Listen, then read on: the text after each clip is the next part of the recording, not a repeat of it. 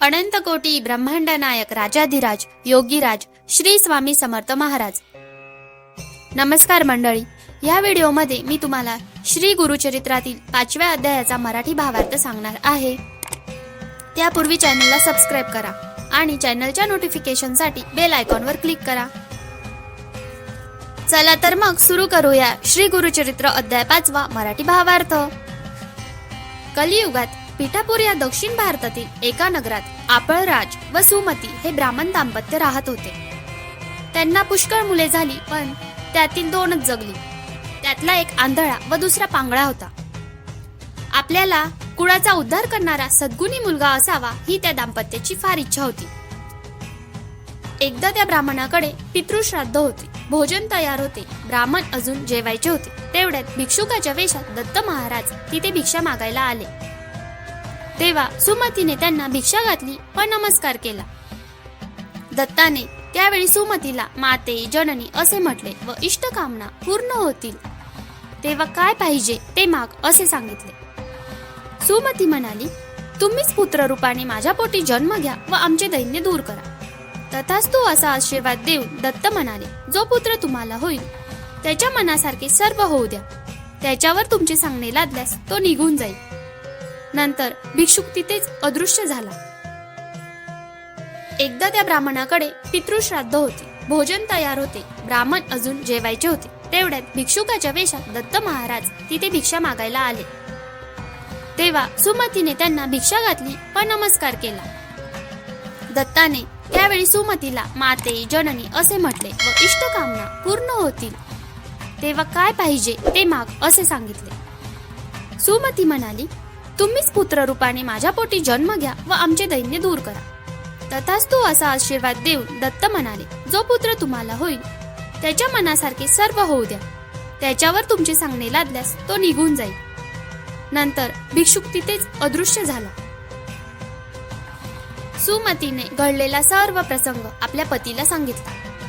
ब्राह्मण भोजनाआधी भिक्षुकाला अन्नदान दिले म्हणून पतीची क्षमा मागितली। तिचे बोलणे ऐकून ब्राह्मणाच्या मनाला संतोष झाला।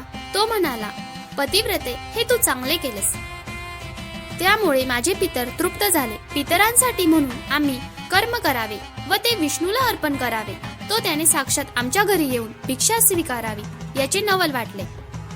पुढे कालांतराने सुमतीला पुत्र झाला। त्याचे नाव श्रीपाद ठेवले, कारण तो त्रिमूर्ती दत्ताने भक्तजनांचा उद्धार करण्यासाठी स्वतःच घेतलेला अवतार होता। सुमतीने घडलेला सर्व प्रसंग आपल्या पतीला सांगितला। ब्राह्मण भोजनाआधी भिक्षुकाला अन्नदान दिले म्हणून पतीची क्षमा मागितली। तिचे बोलणे ऐकून ब्राह्मणाच्या मनाला संतोष झाला। तो म्हणाला, पतिव्रते, हे तू चांगले केलेस, त्यामुळे माझे पितर तृप्त झाले। पितरांसाठी म्हणून आम्ही कर्म करावे व ते विष्णूला अर्पण करावे। तो त्याने साक्षात आमच्या घरी येऊन भिक्षा स्वीकारावी याचे नवल वाटले। पुढे कालांतराने सुमतीला पुत्र झाला। त्याचे नाव श्रीपाद ठेवले, कारण तो त्रिमूर्ती दत्ताने भक्तजनांचा उद्धार करण्यासाठी स्वतःच घेतलेला अवतार होता। पुढे त्या ब्राह्मणाने 7व्या वर्षी त्या मुलाची मुंज केली। श्रीपाद पुढे वेद पठण शिकला। मीमांसा, तर्क इत्यादी शास्त्रांचे तो सविस्तर विवरण करू लागला। आचार धर्म, व्यावहारिक धर्म, प्रायचित्ताचे प्रकार हे तो सर्वांना सांगू लागला। ते ऐकून नगरातील सर्व लोक नवल करीत असत व हा पुढे मोठा कर्तृत्ववान अवतार होईल असे म्हणत वेदांतातील भाष्यांचा अर्थ तो ब्राह्मणांना सांगत असे। पुढे त्या ब्राह्मणाने 7व्या वर्षी त्या मुलाची मुंज केली।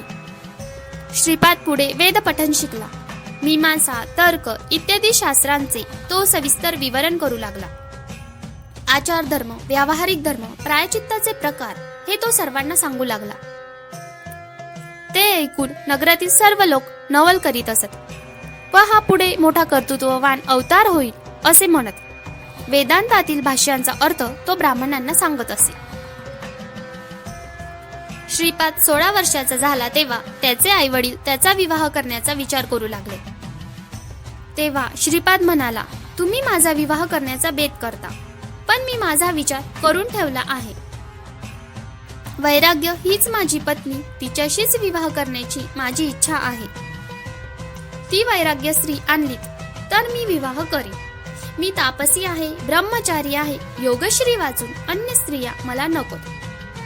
हे माझे बोलणे निर्धाराचे आहे असे समजा. माझे नावच श्रीवल्लभ आहे. तेव्हा त्रिमूर्ती दत्तांच्या या अवतारात त्यांचे नाव श्रीपाद श्रीवल्लभ असे झाले. त्यांचे बोलणे ऐकून सुमती अत्यंत दुःखी अंतःकरणाने श्रीपादाला म्हणाली, तुझ्यामुळे आम्हाला आमच्या दुःखाचा विसर पडला. तू आम्हाला म्हातारपणी सांभाळशील, आम्हाला दैन्यापासून दूर ठेवशील असे वाटत होते.